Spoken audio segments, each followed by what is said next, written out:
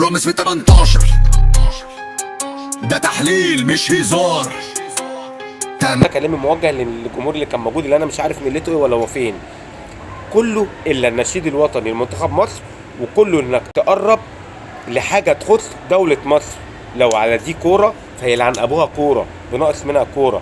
لكن لما النشيد الوطني لمنتخب مصر والبلد مصر يتقال، انت تقف احترام كده وتخرس وتسمع العظمه فين.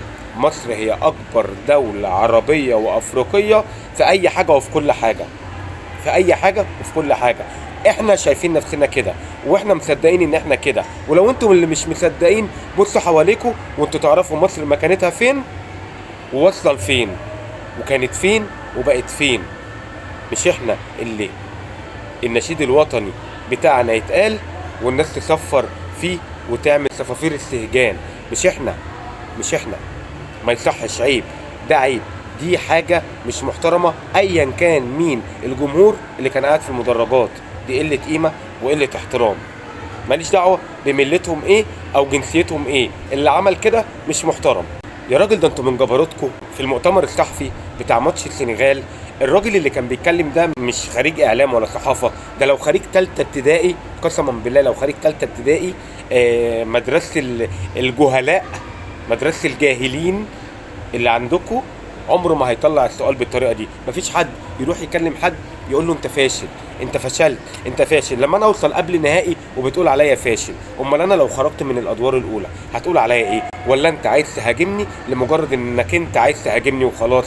لا، ده انا بلعب في قبل نهائي، انا من الاربعه الكبار وفاشل. امال اللي قعدوا 50 سنه ما خدوش بطوله، كل 50 سنه ليهم بطوله، والظاهر ان دي البطوله بتاعتكم اللي بعد 50 سنه اللي متفصله ليكم.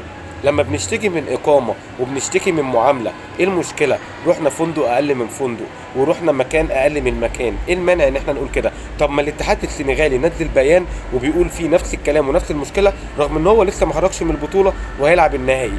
ولا عايزين تضايقوه وتتعبوه علشان خاطر تعرفوا تكسبوه؟ لما تيجي تتكلم عن مصر او تسمع نشيد منتخب مصر، بلد مصر، تقف باحترام وتقف صنم كده وتحترم نفسك وما تتكلمش. انتوا اخر بطولة كسبتوها كان الحكم بيصفر، بيحط صباع بقى كده، كان بيصفر كده، ما كانوش لسه اخترعوا الصفافير. بتتكلموا في ايه؟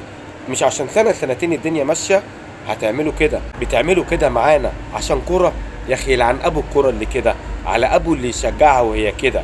بتخسروا شعب قريب منكم علشان كرة، عشان راجل غير مهني بيتكلم بطريقه مش محترمه. والراجل بتاعنا رد عليه مش غلطان، ذكر حسام حسن وابراهيم حسن جوز الكره. انا مش هتكلم على الجانب الرياضي، انا بتكلم على الجانب الشخصي. دول جوز الكره يستاهلوا كل تقدير واحترام. واحد قال لك اصفر، وصفك اصفر يا عم، انت اصفر، يمكن انت هبطان شويه بتاع، قال لك يا اصفر، ايه المشكله يعني؟ والتاني بيسال بيقول له انت فاشل، انت فشلت وضعيف.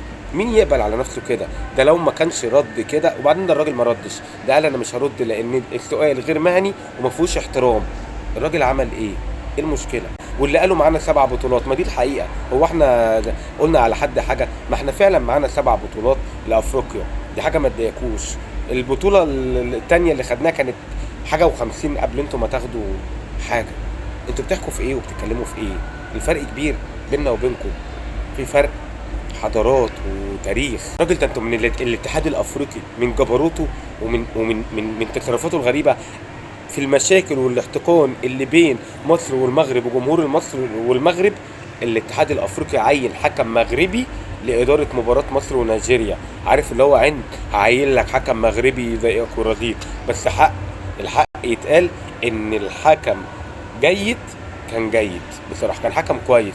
ما لناش دعوه ان هو مغربي او مش مغربي، لكن كان حكم كويس. لكن بص وصلت لفين؟ ان عشان اضايقك هجيب لك حكم مغربي يحكم لك الماتش بجمله المضايقه.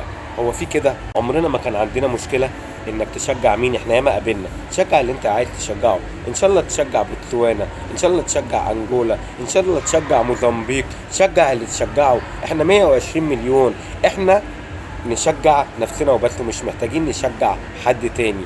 انا عايز بس انصح الشعب المصري، بطلوا بقى الطيبه شويه، وبطلوا بقى ان احنا عرب وان احنا بنقف جنب بعض والكلام ده. هتيجوا شفتوا بعينيكوا وسمعتوا بودانكوا قله القيمه. يا ريت مصر ما تشجعش، جمهور المصري ما يشجعش غير منتخب مصر وبس. اي حد تاني ملناش دعوه. ده حتى وليد الركراكي لما خد رابع في كاس العالم وهو بيتكلم قال لك احنا ملناش دعوه بالعرب، احنا جمهور المغرب والمنتخب المغربي لا يمثل الا نفسه وبيمثل بلده المغرب. هو احنا ليه ما بنعملش زي الناس دي؟ من ضمن ان احنا نطور نفسنا لازم نعمل زيهم في كل حاجه. احنا جمهور المصري ما بنشجعش غير منتخب مصر وبس، وملناش دعوه باي حاجه تاني. واديكوا وصلتوا نهائي اهو، ده ميعاد بعد 50 سنه، ده ميعاد البطوله التانيه اللي انتوا تاخدوها، اللي مفصلينها على مقاسكوا عشان تاخدوها. وعادي، تنزانيا اتظلمت، مصر اتظلمت، السنغال بتتظلم، الكاميرون اتظلمت، نيجيريا اتظلمت، مش مشكله. المهم ان المغرب تاخد البطوله دي عشان فوزي عايز البطوله دي ليهم، فهي من قبل ما تتعمل هي ليهم. وده مش مبرر ان احنا كمنتخب مصر كنا وحشين جدا في البطوله وان احنا لسه عندنا احسن واكتر وهنقدمه. ده مش مبرر خالص لاي حد عشاننا احنا، لكن احنا بنتكلم ان في حاجات كده من تحت لتحت غريبه. اهانه نشيدنا الوطني اهانه لينا كلنا ومش هنسيبها. هو موضوع وقت، هي اوضه وصاله، لما نتقابل نتحاسب. لو عجبك الفيديو يا ريت تفرحني بلايك وتعمل متابعه، انما بقى لو ما عجبكش ولا تزعل نفسك كأنك ما شفتوش خالص. سلام.